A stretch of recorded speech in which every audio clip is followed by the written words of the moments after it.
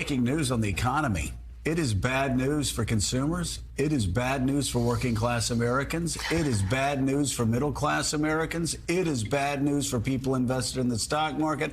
It is bad news if you have retirement accounts because they will be going down.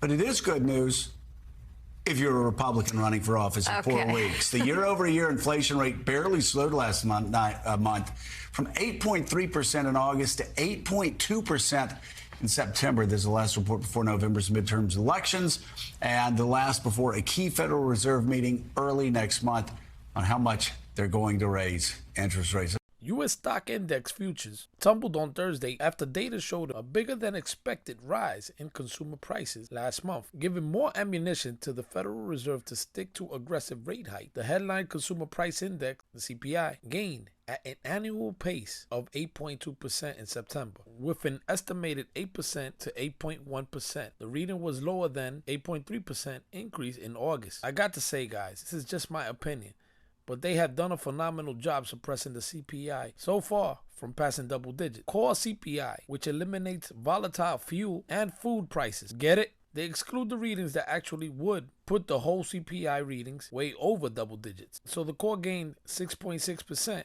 last month, compared with the estimated of a 6.5% increase. The reading was much higher than the 6.3% rise in August. What they're actually saying is that the inflation is still not under control. The Fed will most likely continue its pace of rate increases. Robert Pullick, senior portfolio manager of Dakota Wealth in Fairfield, Connecticut. There is no pivot in the near-term future, which the market had been hoping for. Traders of U.S. interest futures priced in a fourth straight 75 basis point hike by the Fed at its November meeting, with some also pricing in a 10% chance of 100 basis points. Minutes from last month's Fed's meeting showed policymakers agreed a more restrictive policy stance, and Fed Chair Jerome Powell vowed that they would keep at it until we're confident the job is done. The report follows data on Wednesday that showed U.S. producer price increased more than expected in September, amid strong gains in the cost of services and goods, suggesting inflation could remain uncomfortably high for a while. The end I would have added that it will be more like a long while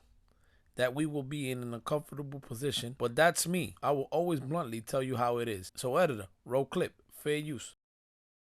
Let's start out with CPI for the month of September, up 0.4 on headline, double the expectations, and that is the highest since, well, June, when it was at its peak at 1.3. That was the highest since 2005. If you strip out the all-important food and energy, also 0.2 hotter, up 0.6. That's the hottest since June, when it was up 0.7, high water mark all the way back in April of 21 at up 0.9. Year-over-year numbers, 8.2, hotter than expected, but cooler than the rearview mirror, 8.2. Until we get a revision, it follows 8.3. The high water mark here was 9.1. That was in June, going back 4 decades. And finally, year-over-year strip-out food and energy, also hotter than expectations, up 6.6. That follows 6.3, and 6.6 is a new high.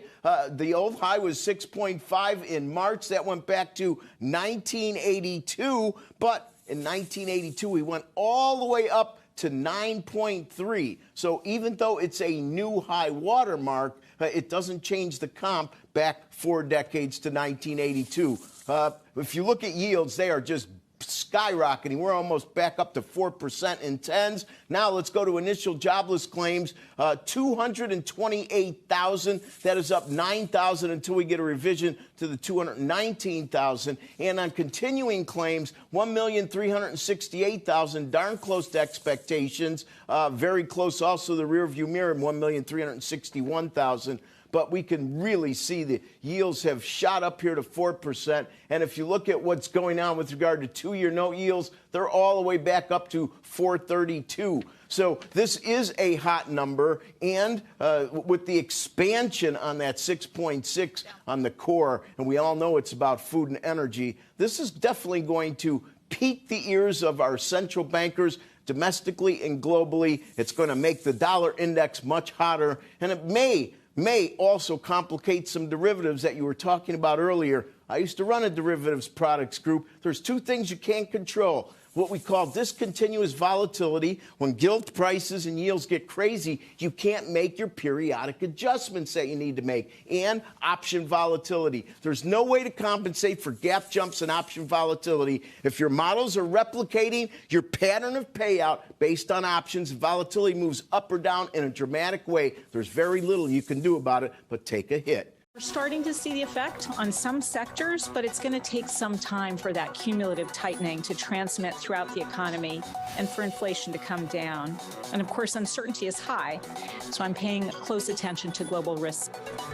That was the Fed Vice Chair offering a case for caution, pointing out aggressive rate hikes have yet to work their way through the economy. This coming as the global bond rout deepens. Mohamed Al-Arian warning of the implications for financial stability. Once the bond vigilantes are unleashed, they tend to find tipping points. So central banks and governments have to be very aware that we are getting close to a situation where financial instability is the tail that wags the dog of the economy. Team coverage starts right now with Bloomberg's Mike McKee alongside Kelly Lyons here in New York. Mike McKee, first to you, sir. A warning from Mohamed. A warning from Mohamed, but an answer from Lael Brainerd, although the answer came first. Some hearts on Wall Street went pitter-patter yesterday when she said that because they thought maybe it means the Fed is about to back off. But really, I think what she's saying is the Fed is aware of the potential for problems that Mohamed is talking about and is taking that into its calculations when it's thinking about how far to go. But it doesn't mean they're stopping. You look at what New York Fed President John Williams said this past week, that the Fed's commitment to achieve and sustain 2% inflation is now a bedrock principle. His comments are important because the vice chair, by tradition, never dissents. So he's seen it as a bellwether for Chairman Jay Powell. The Fed's not close to its target for the year yet. Their median forecast, which they made just 3 weeks ago, has rates going up another 125 basis points by the end of the year. So even though Brainerd sounded maybe a hair more dovish, the markets are still projecting a 75 basis point move on November 2nd. Oh, my God! Hey guys, it's Jose, your regular Joe Blow again, keeping an eye out and my ears open. And to me, even though they have continued to suppress the CPI, Consumer Price Index, it's still showing no sign of coming down. And even this fairy tale from the Feds to reach a 2% goal, that's out of the window for the next few years. Just to keep some kind of faith, that 2% goal is possible. But I'm not holding my breath from that one. So do your research, guys, and buckle up for more crazy times. And we are just in the 4th inning. It's about to get interesting. Prepare, prepare, prepare. And I'll keep doing my best to bring you the best. Thank you, guys, for the support. As always, stay free.